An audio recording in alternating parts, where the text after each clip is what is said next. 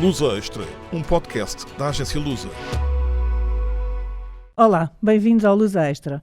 Robert Prevost, o novo Papa Leão XIV, foi durante 9 anos bispo de Chiclayo, cidade do norte do Peru, que rejubilou com a escolha do seu bispo para chefe da Igreja Católica. Eu sou a Maria de Deus Rodrigues e hoje vou conversar por telefone com o Márcio Rezende, correspondente da Luz em Buenos Aires, que esteve recentemente em Chiclayo. Olá, Márcio. Olá, Maria. Assim que foi anunciado o novo Papa, tu partiste para Chiclayo, onde estiveste quase 2 semanas em reportagem. Como é que é Chiclayo? Leva-nos até lá. Quais foram as tuas primeiras impressões da cidade? Olá, Maria. Olá a todos os ouvintes. Bom, Chiclayo é curioso porque tem 610 mil pessoas. Eles dizem que atualmente o dado é de 800 mil pessoas. Parece muito, é a 5ª maior região metropolitana do Peru. No entanto, há um comportamento de uma pequena cidade, de um povoado. Ao redor de uma praça, um parque, eles chamam de parque principal, é a praça principal, em frente a uma catedral onde esteve o bispo Prevost, antes de ser papa. Em torno dessa praça acontece tudo, é o centro histórico e dali há uma avenida principal e pronto. Chiclayo é muito maior do que isso, mas é em torno disso e por isso essa atmosfera de povoado, não é? De quase de aldeia, apesar de ser uma cidade com muita população. E essa população hoje está em euforia, vive um momento único na história, provavelmente o momento mais importante da sua história desde a fundação. Nunca ninguém, nem nenhuma ação conseguiu colocar Chiclayo no nome, sob a lupa internacional, na boca do mundo. Chiclayo hoje está na boca do mundo. O próprio Papa interrompeu o seu discurso em italiano, quando foi escolhido, para mandar uma saudação à sua paróquia em Chiclayo. E quando disse isso, colocou Chiclayo nesse cenário internacional. Então dirias que os chiclayanos estão a arrebentar de orgulho, é isso neste momento? Muito orgulho, é uma euforia. O Peru todo está em euforia, mas Chiclayo é o epicentro disso. E sim, orgulho eu acho que é a palavra que define mesmo. Quando eu perguntei às pessoas o que elas sentiam, era muito orgulho. Realmente isso. A tal ponto que o Papa não é peruano, mas eles o consideram como tal.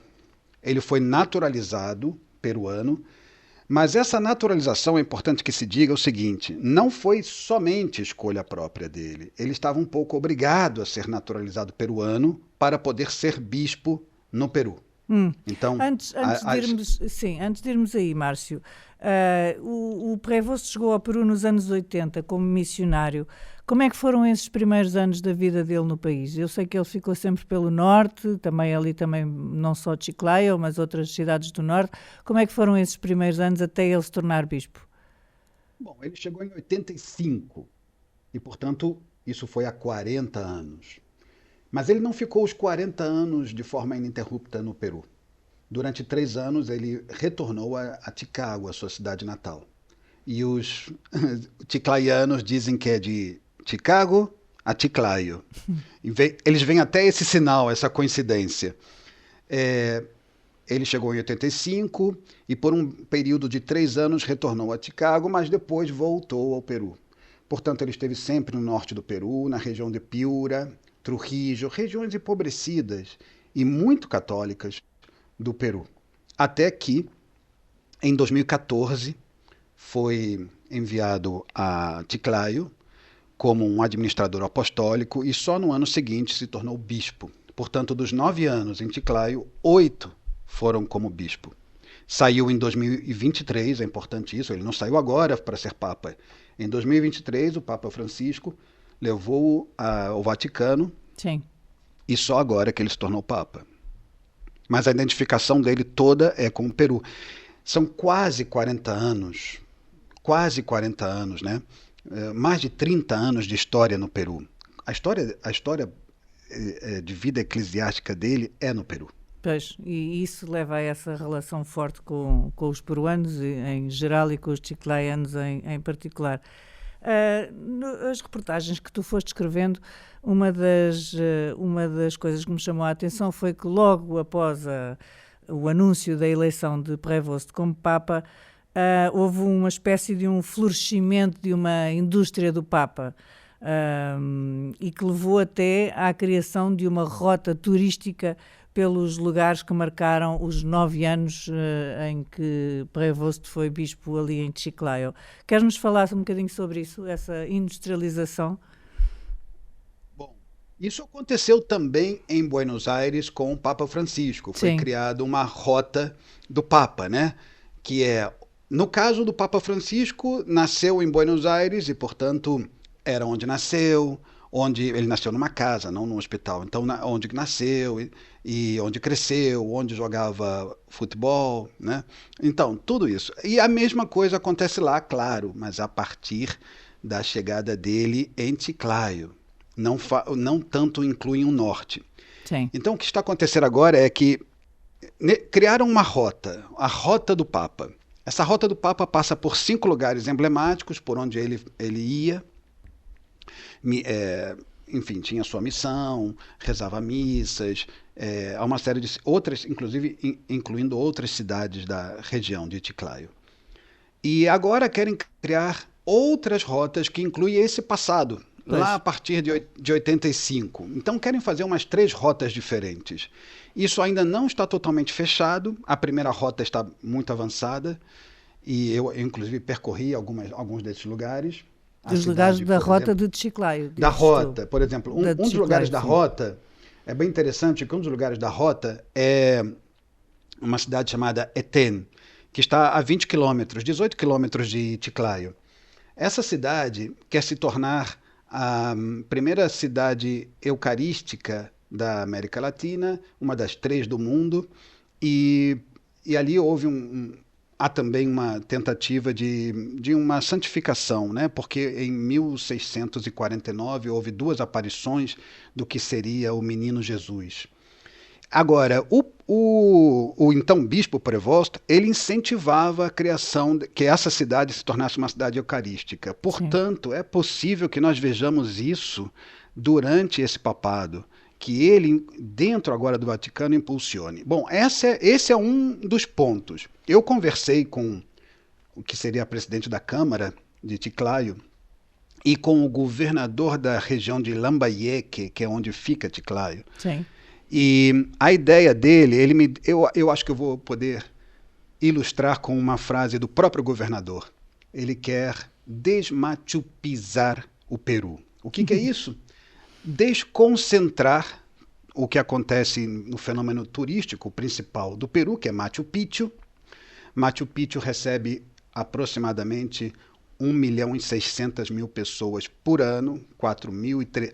Olha só, isso dá mais ou menos 4.300 pessoas por dia. Pois, é brutal. Chiclayo recebe 10.000 por ano. Não tem comparação. Ou seja, metade por dia. O que Chiclayo recebe por ano, Machu Picchu recebe a metade por dia. E ele quer desmachupizar, e o Papa seria o maior, vamos dizer assim, carro-chefe nessa história. E justamente por isso reforça aquilo que eu respondi antes, que nunca houve um episódio histórico tão profundo, tão marcante na história dessa região do que a escolha do novo Papa. Sim.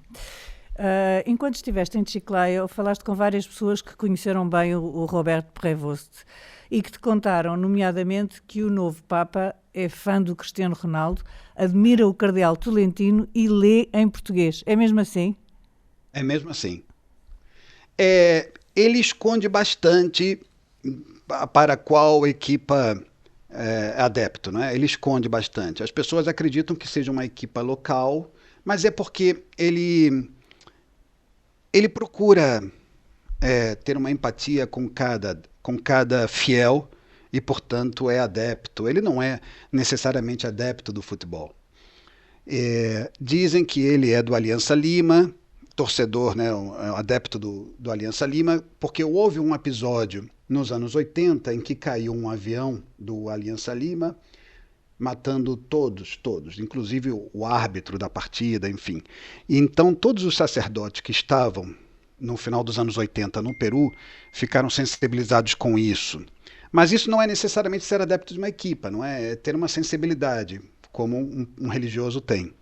Não sabemos de quem ele é fã, mas sabemos de qual jogador ele admira mais. E esse é Cristiano Ronaldo.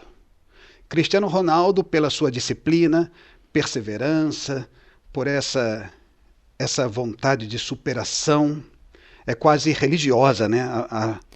Sim, tem alguma fama de ser muito metódico, não é? Muito organizado, muito metódico, também, muito disciplinado, muito. Não é? Ele é exatamente isso. Ele é muito metódico, ele preserva toda a liturgia eclesiástica. É uma pessoa que ouve muito. Os relatos são todos coincidentes. Ouve muito, fala pouco, fala apenas no final, as palavras precisas. Ouve muito, ouve toda a história de uma pessoa, não a interrompe nunca. É possível escutar durante meia hora, 40 minutos um problema, e depois ele vai com a medida justa, e se não tiver, ele pensa. Essa é uma pessoa, é um matemático, não é? Ele procura sempre dar as palavras, ele é de poucas palavras, vai direto ao assunto. Então, eu acho que existe uma coincidência, uma admiração do ponto de vista de como o Cristiano Ronaldo funciona, né? Porque a dedicação do Cristiano Ronaldo consigo mesmo, com o seu desempenho, com os seus objetivos, é quase religiosa também. Exato. E lê em português, também havia quem dissesse que ele falava bem português, mas tu conseguiste perceber isso junto dessas pessoas que o conhecem bem? Eu não conversei com ele para poder dar a minha opinião pessoal, mas as opiniões são assim, são um pouco divergentes nesse ponto. Há quem diga que ele se expressa muito bem em português, mas eu não sei o quão rigorosas são essas pessoas quando dizem isso, se são capazes de ouvir um portunhol e achar que isso é bastante fluente em português. O que é certo é que ele fala portunhol, isso sim, ele fala muito bem. Não sei se fala muito bem português, porque depois há cardeais brasileiros que participaram do conclave que dizem que ele se sentia mais confortável com o espanhol.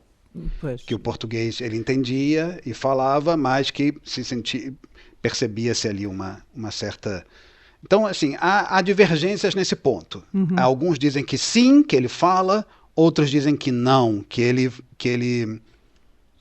fica no portunhol. Mas sim, que ele lê. Isso ele lê no original, no idioma original.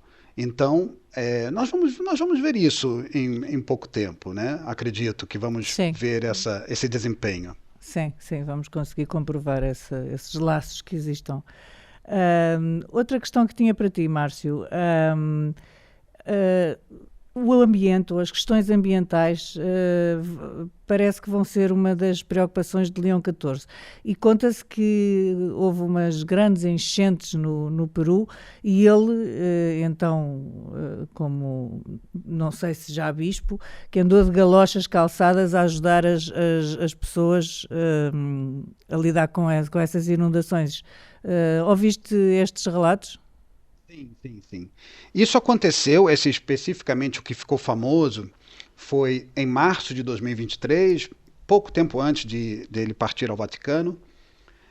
Houve as consequências do fenômeno El Niño na região de Istmo, que é perto de Chiclayo, e ele foi lá. Mas essa não foi a primeira vez que ele foi. Essa foi a mais emblemática, a mais registrada, não é? Em imagens, mas ele já tinha ido anos antes. E não só nessa região, também na costa. Olha, é importante dizer o seguinte, o Peru é um país com alguma regularidade açoitado pelo fenômeno El Niño, que é um fenômeno do Pacífico que representa o aquecimento das temperaturas e isso altera tudo.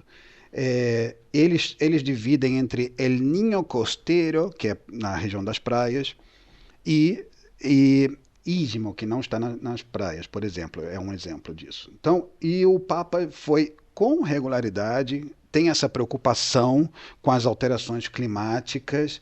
O El Niño com tanta regularidade, tanta frequência, não é algo comum. E, portanto, sim, ele tem... Porque as alterações climáticas, especialmente no onde se refere à América Latina, e o Peru é um bom exemplo disso, afeta sobretudo as pessoas mais vulneráveis. Sim, As pessoas sim, já estão num limite, porque tem um casebre improvisado à margem de um rio, né, que é arrastado pelas águas. Que é arrastado. Então, e não é um geralmente, prédio de betão que vai ser arrastado. Exatamente. Claro. Isso não vai acontecer no centro de Chiclayo, vai acontecer na periferia de Chiclayo, por exemplo. Então, é um Papa com uma consciência do dano, do sofrimento das pessoas e das alterações climáticas. Nós vamos ver isso, sim, e acredito que esse papel, eu conversei com sociólogos, com pessoas que o conhecem de perto, que trabalham na missão, né? Há comissões da igreja com isso, e essas pessoas indicam que ele vai ter isso de perto, e essas pessoas também veem algum tipo de choque do ponto de vista internacional com algumas lideranças, né, negacionistas, nomeadamente Donald Trump, por exemplo. Sim. Márcio, estamos a ficar sem tempo, mas ainda há uma outra questão importante que eu penso que é importante para te colocar, que é outra área em que Provost tem tido posições importantes de apoio aos migrantes, uma grande questão dos nossos tempos em todo o mundo. É mesmo assim? Eu acho até que é mais forte até que a questão ambiental. Porque ele vai levar para o plano internacional algo que já acontece no Peru. O Peru recebeu uma onda, assim como todos os países da região. Mas o Peru e Colômbia foram os mais atingidos do ponto de vista da imigração venezuelana nos últimos anos. Sim. E ele teve não só uma questão de abrigar, proteger, e também de conscientizar as pessoas a não verem o imigrante como um inimigo, como um intruso. Inclusive hoje funcionam comissões que vão às escolas a conversar com as crianças sobre isso, porque sempre tem algum companheiro venezuelano, não é? Entre os peruanos. Então você vê que pessoas entre iguais, mesmo assim, há algum preconceito, né? Alguma até xenofobia. Sim. Então, ele criou uma série de instituições, houve um diálogo muito grande com as autoridades para criar isso no Peru, que não tinha. E sim, essa preocupação com o imigrante vai ser uma bandeira, eu diria, dele, agora num plano global. E aí vamos ver, sim, eu acredito até que mais no campo do meio ambiente, um choque direto com essas lideranças que rejeitam os imigrantes, não é? Sim. Que tem um discurso contrário. E aí, porque quando falamos também da guerra na Ucrânia, também está envolvido isso. Quando se fala da questão religiosa, Palestina, Israel, a faixa de Gaza, tudo isso está envolvido. Então, tudo isso tem ondas de migrações associadas, não é? Pois. Os imigrantes vão ser a grande bandeira do Papa. Boa. Márcio, muito, muito obrigada. Não temos mais tempo. Até uma próxima conversa que possamos fazer aqui no Lusa Extra. E para quem nos está a ouvir, obrigada. Sempre aos sábados, Lusa Extra, com o rigor da Lusa. Obrigada. Uma produção da agência Lusa, disponível em lusa.pt e nas plataformas de podcast.